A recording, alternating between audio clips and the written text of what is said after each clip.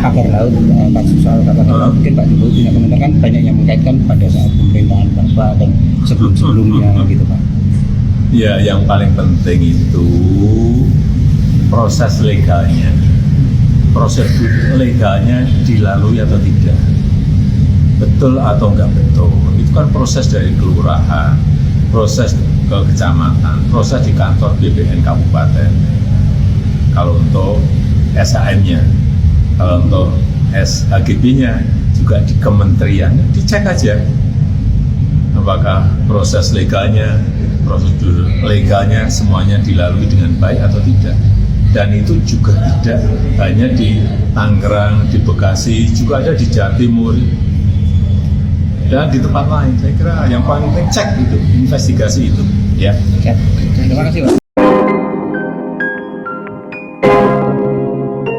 Yo guys, balik lagi bersama saya Tati Joki. Nah, kita lanjut lagi dalam pembahasan terbaru ya, yaitu segmennya di era kepemimpinan Mulyono dikuasai oligarki Kong Kali Kong yang busuk Mulyono. Tangkap Agung dan Jokowi berarti para tokoh geruduk aksi rakyat. Nah, beritanya seperti apa, langsung kita lihat bareng-bareng guys. Jadi terbongkar ya guys, yang busuk selama ini. Kalian dengarkan baik-baik ini ya. Baru sekarang sepertinya berani menyebutkan nama-nama itu, nama-nama yang diduga terlibat ya Bang, dalam pemasangan pagar laut ini.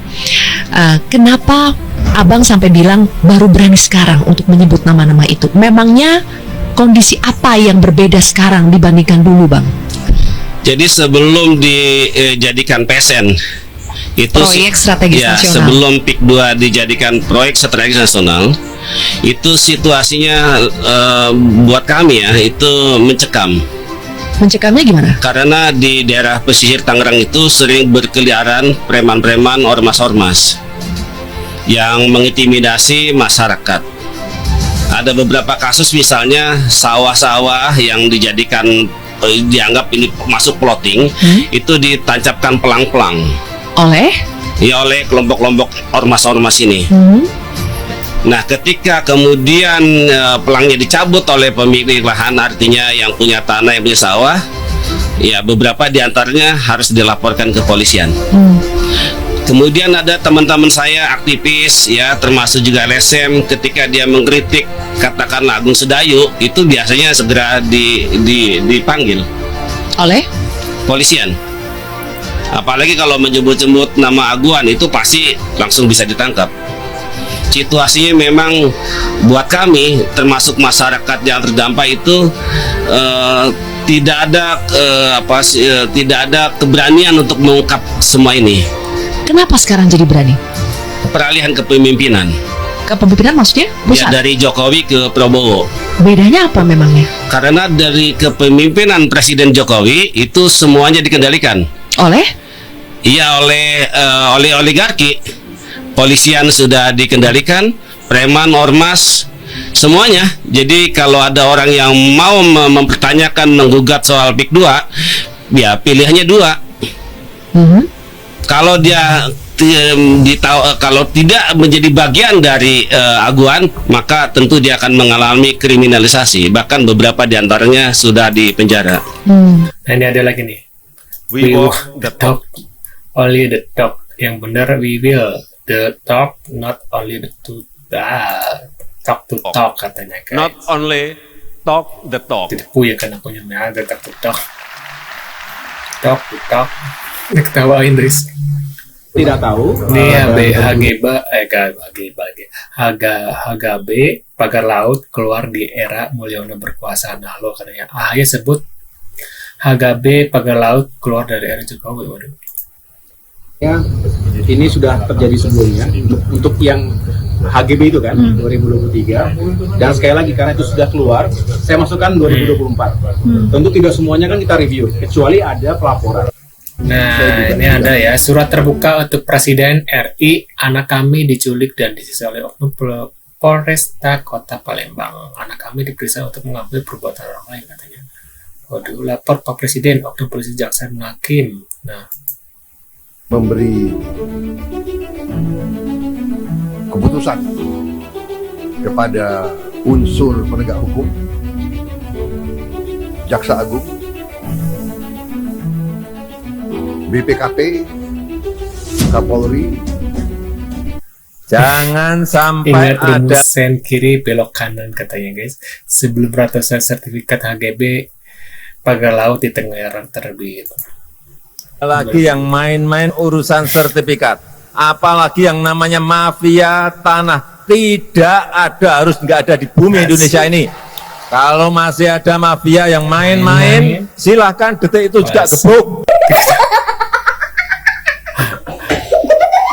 Hobi itu ngopi, hobi kok ngibul katanya. Itu pada ngomong ya, ada tulisannya. Nah, Dia bikin IKN. kalau saja waktu itu langsung dicor, Indonesia pasti baik-baik saja guys. Gorong-gorong. Dia jual nggak laku ke Cina, dia jual ke Amerika nggak laku, dia jual ke Mesir nggak laku, dia jual ke Malaysia nggak laku, dia jual ke Singapura nggak laku. Nah, kita lanjut lagi. Lalu kemudian Tanjung Nih Layang Prabowo juga- Subianto mulai melawan Jokowi dan oligarki katanya. Waduh, mampukah Jokowi CS melawan balik katanya guys. Presiden akan evaluasi proyek strategi nasional guys. di Kita lihat Likupang. beritanya. Dan evaluasi ini disampaikan oleh Presiden Prabowo Subianto dilakukan untuk memastikan bahwa proyek strategis nasional ini benar-benar memiliki kebermanfaatan untuk masyarakat. Karena Presiden Prabowo Subianto dalam program Astacitanya ini memang fokus kepada program-program yang bisa langsung dirasakan oleh masyarakat. Sehingga proyek strategis nasional, baik yang dilakukan oleh pemerintah atau dengan pihak swasta dengan berbagai insentif tentunya ini perlu dilakukan evaluasi apakah sudah tepat atau belum. Nah, lalu kemudian Presiden Prabowo Subianto ini evaluasi ini juga disampaikan oleh Menko AHY yaitu Menko Infrastruktur dan Pembangunan Kewilayahan setelah sidang paripurna kabinet kemarin disampaikan bahwa ini memang belum dibahas dalam sidang paripurna kabinet, namun nanti akan ada ratas khusus untuk membahas terkait dengan evaluasi proyek strategis nasional bersama tentunya Kemenko Perekonomian, dan di sana akan dilihat nanti mana PSN yang masih on the track, mana kemudian PSN yang harus dilakukan evaluasi. Nah, selengkapnya berikut kita simak pernyataan dari Menko AHY berikut ini. Betul, beliau meminta kita benar-benar mereview dengan baik. Beliau juga ingin terlibat secara langsung karena ya seharusnya seperti itu. Pemerintah selalu melakukan evaluasi, melakukan review, sehingga ingin meyakinkan mana yang sudah on the track, mana juga yang perlu mendapatkan koreksi atau adjustment paling tidak. Tadi PSN ini melibatkan banyak pihak, banyak KL, ya, termasuk Kemenko yang lainnya, bukan hanya infrastruktur. Ya, Naila, tentu menarik untuk kita lihat seperti apa nanti evaluasi dari proyek strategis nasional ini dan bagian mana yang nantinya akan dievaluasi karena memang Waduh nih, dalam pagar laut di Tangerang proyek hutang budi Jokowi keaguan katanya.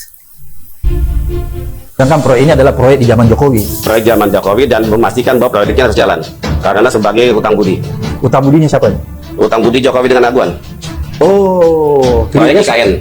Artinya tidak berdiri sendiri. PIK 2 ini PSN dijadikan PSN itu karena hutang budi, karena Aguan itu telah memberikan kontribusi kompensasi untuk IKN. Oh, Waduh guys, menurut pendapat kalian gimana nih? Aku baru tahu loh bahwa kesannya laut aja bisa dijual ya seperti tanah ya. Berarti kedalamannya ngukurnya gimana itu kedalamannya ke bawah ya? Aduh, bingung deh. Nah, kita lanjut di video selanjutnya guys. Tulis di kolom komentar kalau kalian pengen komentar ya.